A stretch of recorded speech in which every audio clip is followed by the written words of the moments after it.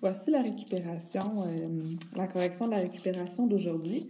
Donc, c'est un problème là, que je considère un problème de compétence 1 qui fait intervenir plusieurs notions différentes, comme il y aura dans les questions demain ou lundi. Il y aura 2 questions. Puis, évidemment, c'est pas exactement ça, mais ça fait intervenir les mêmes notions. Donc, c'est le même type de questions qui peuvent vous être posées. Donc, le contexte, c'est qu'on a ici 2 portes. Je l'ai corrigé dans la question. Ce sont 2 portes. Puis, comme vous allez voir un peu plus tard en lisant la question, à l'intérieur, on a des fenêtres. Puis, on va aussi bientôt parler de l'air des fenêtres dans les portes. La maquette, c'est la figure initiale, puis la porte réelle, c'est l'image. C'est un peu comme si la maquette, c'était un plan, puis qu'on allait construire la porte par la suite. Donc ça, c'est le contexte du problème. On veut déterminer la mesure manquante qui est ici. Premièrement, on doit tout mettre, par exemple, en centimètres ou en mètres. Moi, j'ai décidé de tout mettre en centimètres, donc ça fait 250 cm, puis ici 420 cm, parce que il y a 100 cm dans un mètre. Hein, si on fait le petit truc ici, là, pour mettre des mètres en centimètres, il faut faire x 10 2 fois. Si c'était des centimètres en mètres, on diviserait par 10 2 fois.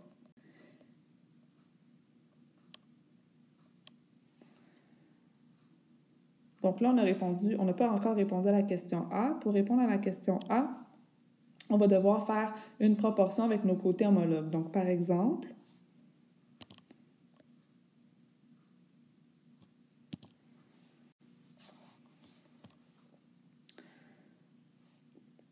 donc la figure image qui est celle de gauche, qui est la plus grande, donc c'est les valeurs qui vont aller au numérateur. Donc, 420 sur 18 égale 250 sur combien? Donc, voyez-vous, j'ai mis des côtés homologues l'un sur l'autre.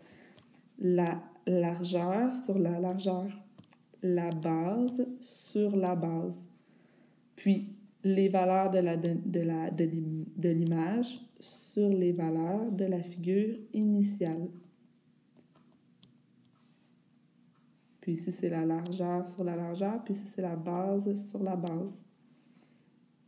Si on fait la règle de 3, donc 18 fois 250 divisé par 420, on va trouver que le point d'interrogation vaut 10,71 cm. Donc ici, c'est 10,71 cm.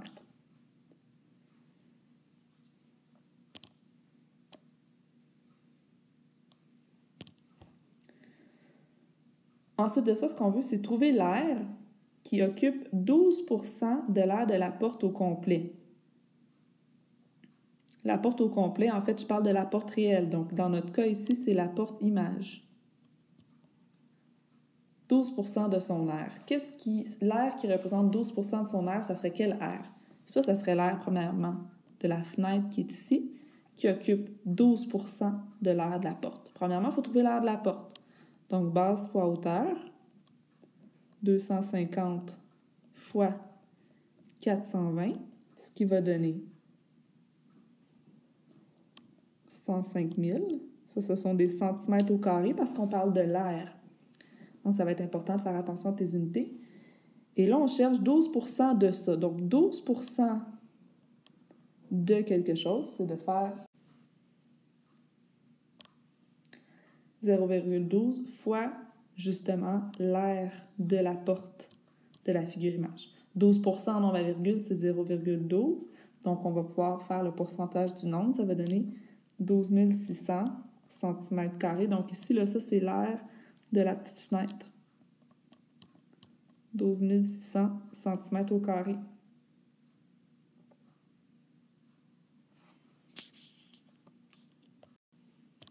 Maintenant, on veut déterminer le rapport des aires des portes. Donc, moi, ce que j'ai décidé de faire, c'est de trouver premièrement le rapport de similitude, puis après ça, trouver le rapport des aires. Le rapport de similitude, je l'ai trouvé, on peut le trouver par exemple en plaçant la largeur de la porte image sur la largeur de la porte réelle, dans les mêmes unités. Donc, 420 sur 18. 420 sur 18, c'est un des rapports possibles de similitude. On aurait pu aussi écrire 250 sur 10,71. On aurait pu aussi mettre des rapports en mètres. Et là, si on veut K2, bien, il faut multiplier 420 sur 18 fois 420 sur 18. En fait, on multiplie au numérateur puis on multiplie au dénominateur. Vous pourriez aussi mettre 420 sur 18 en nombre à virgule puis multiplier vos nombres à virgule. Donc, si on se rend compte que 420 divisé par 18, ça donne 23,33. Puis si on multiplie 23,33 fois lui-même, 23,33 fois 23,33, ça va donner 544,29. Si vous avez travaillé avec des fractions, quand vous allez diviser votre fraction, à la fin, vous allez arriver à la même réponse. Donc ça, c'est le rapport des aires.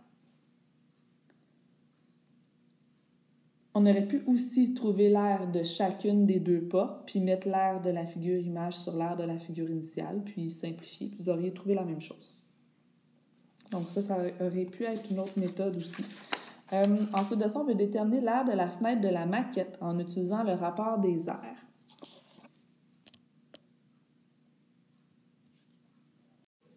Donc si je ramène la page précédente, ce qu'on se rend compte, c'est qu'on avait trouvé justement l'aire de la fenêtre de la grande porte, et là, on veut trouver l'aire de la fenêtre de la petite porte. Puis ça va être possible justement avec notre rapport des aires. Donc, on pourrait réécrire notre rapport des aires. 500. Donc, je ne sais pas si vous voyez ce que j'ai fait à gauche ici. C'est mon rapport des aires. Bien, mon rapport des aires va être égal à l'aire de la fenêtre dans la figure image sur l'aire de la fenêtre dans la figure initiale. Donc, l'aire de la fenêtre dans ma figure image, c'est 12 600. On l'avait trouvé en B. Puis, je cherche l'aire dans la figure initiale. Donc, étant donné que je cherche l'aire de la figure initiale, mon point d'interrogation va au dénominateur. Votre rapport des aires pourrait être en fraction. 420 fois 420 sur 18 fois 18, puis vous pourriez laisser ça en fraction aussi. Donc là, on fait la règle de 3. Ça va donner 23,15 cm au carré. Donc ça serait l'aire de la fenêtre dans la petite figure initiale.